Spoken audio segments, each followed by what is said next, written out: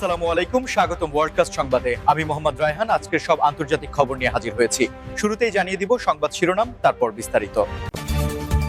সাদ্দাম হত্যার প্রতিশোধ, ইরানের হয়ে যুদ্ধে নাম লেখাচ্ছেন হাজার হাজার ইরাকি। পারমাণবিক যুদ্ধ খুব শিগগিরই শুরু হচ্ছে। গ্রীষ্ম শুরুর আগেই যুদ্ধ থামাতে চায় ওয়াশিংটন, জানালেন জেলেন্সকি। ইসরায়েলের ওপর ফের ইরানের ক্ষেপণাস্ত্র হামলা। ইউরোপ যুদ্ধ শুরু করলে কি হবে, জানালো রাশিয়া। আপনি যদি ইসরায়েলের ধ্বংস চান এবং মুসলিমদের বিজয় চান, তাহলে ভিডিওটিতে একটি লাইক ও চ্যানেলটি সাবস্ক্রাইব করে যাবেন। আসসালামু আলাইকুম, স্বাগতম জানাচ্ছি ওয়ার্ল্ডকাস্ট সংবাদে। আমি মোহাম্মদ রায়হান। এতক্ষণ শুনছিলেন সংবাদ শিরোনাম, এবার বিস্তারিত। মধ্যপ্রাচ্যের রাজনীতির মানচিত্র যেন চোখের পলকে বদলে যাচ্ছে, যেখানে এক সময়ের চরম শত্রু আজ মিত্রের ভূমিকায় অবতীর্ণ হচ্ছে এবং পুরনো হিসাব নিকাশ মেলাতে নতুন করে সমীকরণের জন্ম দিচ্ছে। সাদ্দাম হুসেনের আমল এবং পরবর্তী সময়ের প্রেক্ষাপট বিবেচনা করলে দেখা যায়, ইরাক ও ইরানের সম্পর্ক সবসময়ই ছিল বারুদের মতো উত্তপ্ত। কিন্তু বর্তমান পরিস্থিতি একেবারেই ভিন্ন মোড় নিয়েছে, কারণ সাম্প্রতিক রিপোর্ট অনুযায়ী হাজার হাজার ইরাকি যোদ্ধা ইরানের হয়ে লড়াই করার জন্য প্রস্তুতি নিচ্ছে এবং নাম লেখাচ্ছে, যা আন্তর্জাতিক বিশ্লেষকদের কপালে চিন্তার ভাঁজ ফেলে দিয়েছে। এই ঘটনার পেছনে কাজ করছে গভীর মনস্তাত্ত্বিক এবং রাজনৈতিক কারণ, যেখানে ইরাকি জনগণের একাংশ মনে করছে যে দীর্ঘদিনের বিদেশি হস্তক্ষেপ এবং অভ্যন্তরীণ অস্থিতিশীলতার প্রতিশোধ নেওয়ার এটাই উপযুক্ত সময়, আর তাই তারা ইরানের সামরিক ও কৌশলগত ছাতার নিচে এসে নিজেদের শক্তি বৃদ্ধি করতে চাইছে। ঐতিহাসিক প্রেক্ষাপট দেখলে বোঝা যায়, ৮০-র দশকে এই দুই দেশ দীর্ঘ রক্তক্ষয়ী যুদ্ধে লিপ্ত ছিল, কিন্তু এখন ভূরাজনীতির অদ্ভুত খেলায় তারা একই শত্রুর বিরুদ্ধে অবস্থান নিচ্ছে, যা পশ্চিমা বিশ্বের জন্য এক বড় চ্যালেঞ্জ হয়ে দাঁড়াচ্ছে। বিশেষ করে যখন সাদ্দাম হোসেনের পতনের পর ইরাকে শিয়া রাজনৈতিক শক্তির উত্থান ঘটেছে, তখন থেকেই ইরানের প্রভাব বাগদাদে ক্রমশ বৃদ্ধি পেয়েছে, আর এখন সেই প্রভাবের চূড়ান্ত বহিঃপ্রকাশ ঘটছে এই হাজার হাজার স্বেচ্ছাসেবক যোদ্ধার মাধ্যমে, যারা মনে করছেন এই লড়াই শুধু ইরানের নয়, বরং তাদের নিজেদের অস্তিত্ব এবং হারানো গৌরব ফিরে পাওয়ার লড়াই। বিশেষজ্ঞরা বলছেন, এই বিশাল সংখ্যক জনবল যদি সত্যিই সক্রিয় যুদ্ধে অংশ নেয়, তবে মধ্যপ্রাচ্যের যুদ্ধের ভারসাম্য সম্পূর্ণ বদলে যেতে পারে এবং এতে করে সংঘাতের পরিধি ইরাক-ইরান সীমান্ত ছাড়িয়ে আরও পরাশক্তিগুলোর মধ্যে চলমান উত্তেজনা এবং পাল্টাপাল্টি হুমকির জেরে বিশ্ববাসী আবারও এক ভয়াবহ আশঙ্কার মুখোমুখি হয়েছে, আর তা হল পারমাণবিক যুদ্ধের সম্ভাবনা, যা খুব শীঘ্রই শুরু হতে পারে বলে সতর্ক করছেন নিরাপত্তা বিশ্লেষকরা।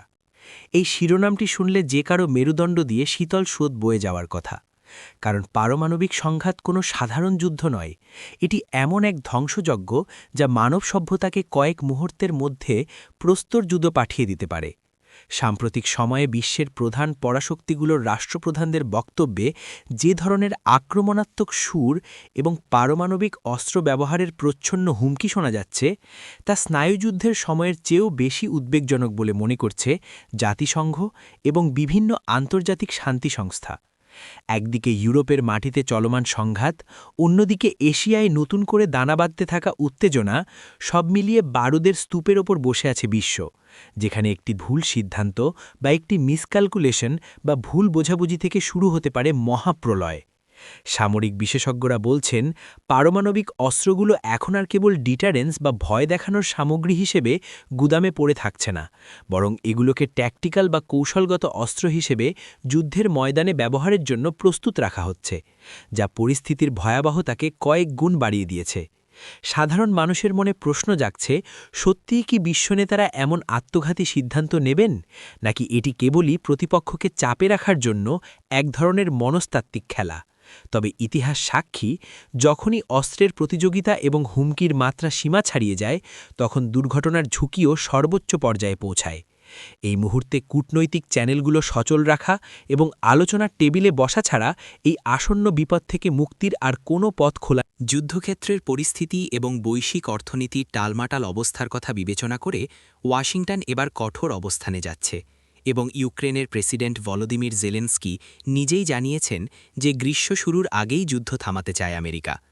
এই খবরটি যুদ্ধের গতিপথ নির্ধারণে অত্যন্ত গুরুত্বপূর্ণ, কারণ আমরা জানি যে কোনো দীর্ঘমেয়াদী যুদ্ধ কেবল প্রাণহানিই ঘটায় না, বরং তা দাতা দেশগুলোর অর্থনীতিতেও বড় ধরনের ধস নামায়। আর সামনেই মার্কিন যুক্তরাষ্ট্রে নির্বাচন আসছে, তাই আইডেন প্রশাসন চাইছে নির্বাচনের আগেই একটি দৃশ্যমান সমাধান বা যুদ্ধবিরতি নিশ্চিত করতে।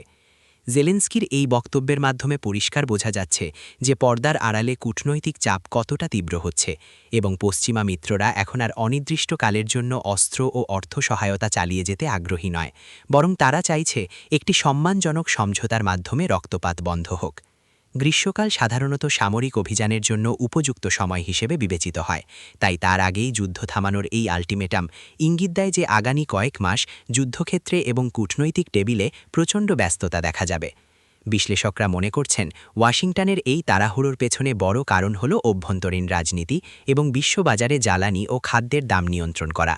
কারণ যুদ্ধ যত দীর্ঘায়িত হচ্ছে, সাধারণ মানুষের জীবনযাত্রার ব্যয় তত বাড়ছে এবং এর ফলে পশ্চিমা দেশগুলোর ভোটারদের মধ্যে অসন্তোষ দানা বাড়ছে।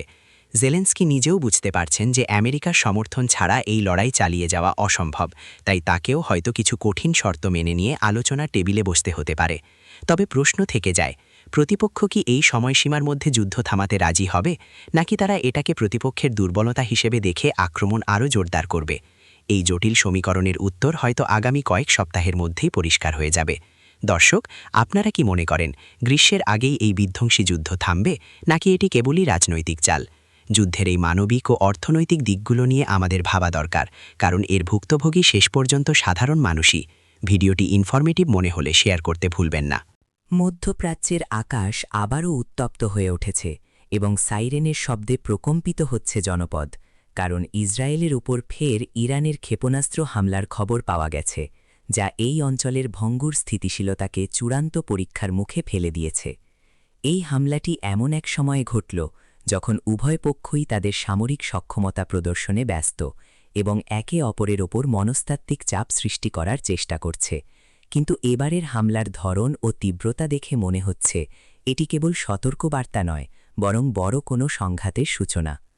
সামরিক সূত্রে জানা গেছে ইরান এবার তাদের উন্নত প্রযুক্তির ক্ষেপণাস্ত্র ব্যবহার করেছে, যা আয়রন ডোম বা অন্যান্য প্রতিরক্ষা ব্যবস্থাকে ভেদ করতে সক্ষম কিনা তা নিয়ে সামরিক বিশ্লেষকদের মধ্যে চলছে চুলচেরা বিশ্লেষণ। ইসরায়েলের পক্ষ থেকেও পাল্টা কঠোর জবাব দেওয়ার হুঁশিয়ারি দেওয়া হয়েছে, যার অর্থ হল আমরা খুব শীঘ্রই হয়তো পাল্টাপাল্টি হামলার এক নতুন এবং ভয়াবহ চক্র দেখতে পাব, যা কেবল এই দুই দেশের মধ্যেই সীমাবদ্ধ থাকবে না, বরং লেবানন, সিরিয়া এবং ইয়েমেনের মতো দেশগুলোকেও এই আগুনের কুণ্ডলিতে টেনে আনতে পারে।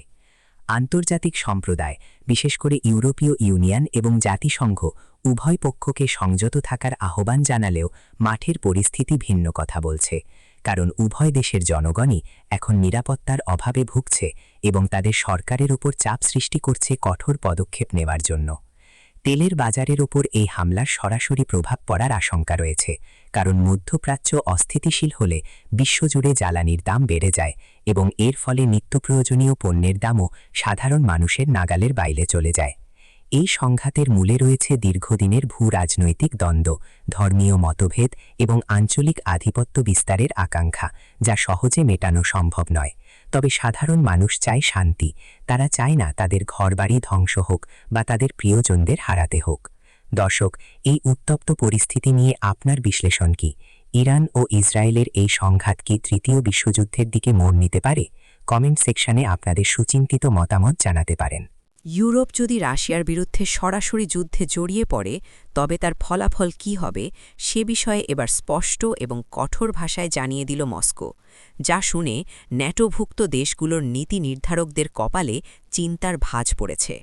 রাশিয়া সাফ জানিয়ে দিয়েছে যে ইউরোপীয় দেশগুলো যদি ইউক্রেনকে ঢাল হিসাবে ব্যবহার না করে সরাসরি তাদের নিজস্ব বাহিনী বা অত্যাধুনিক দূরপাল্লার অস্ত্র দিয়ে রাশিয়ার ভূখণ্ডে আঘাত হানে, তবে রাশিয়া আর কোনো প্রথাগত যুদ্ধের নিয়মে আটকে থাকবে না, বরং তাদের জবাব হবে অভাবনীয় এবং ধ্বংসাত্মক।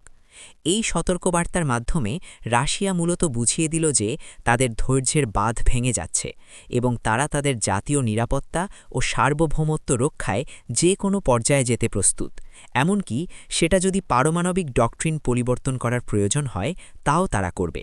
বিশ্লেষকরা বলছেন রাশিয়ার এই হুমকিকে হালকাভাবে নেওয়ার কোনো সুযোগ নেই, কারণ ঐতিহাসিকভাবে রাশিয়া যখন পিঠ দেয়ালে ঠেকে যায় তখন তারা অত্যন্ত আগ্রাসী প্রতিক্রিয়া দেখায়। ইউরোপের অর্থনীতির জন্য এই হুমকি এক বড় ধাক্কা, কারণ যুদ্ধের দামামা বাজলে বিনিয়োগকারীরা মুখ ফিরিয়ে নেবে, জ্বালানি সংকট তীব্র হবে এবং সাধারণ ইউরোপীয় নাগরিকদের জীবনযাত্রা দুর্বিষহ হয়ে উঠবে। তাছাড়া ইউরোপের ভৌগোলিক অবস্থান এমন যে রাশিয়ার সাথে যুদ্ধ শুরু হলে কোনো দেশই এর প্রভাব থেকে মুক্ত থাকতে পারবে না। বিশেষ করে পূর্ব ইউরোপের দেশগুলো যারা সরাসরি রাশিয়ার সীমান্তে অবস্থিত, তারা সবচেয়ে বেশি ঝুঁকিতে রয়েছে। মস্কোর এই বার্তার পর ইউরোপীয় নেতারা এখন দ্বিধা বিভক্ত।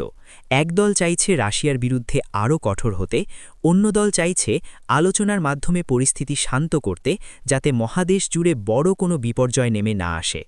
এই স্নায়ুযুদ্ধ এখন এমন এক পর্যায়ে পৌঁছেছে যেখানে একটি ভুল পদক্ষেপ পুরো ইউরোপকে ধ্বংসস্তূপে পরিণত করতে পারে। আপনারা যারা ইউরোপ বা বিশ্বের বর্তমান পরিস্থিতি নিয়ে চিন্তিত, তারা নিশ্চয়ই বুঝতে পারছেন যে আমরা ইতিহাসের এক ক্রান্তিলগ্নে দাঁড়িয়ে আছি।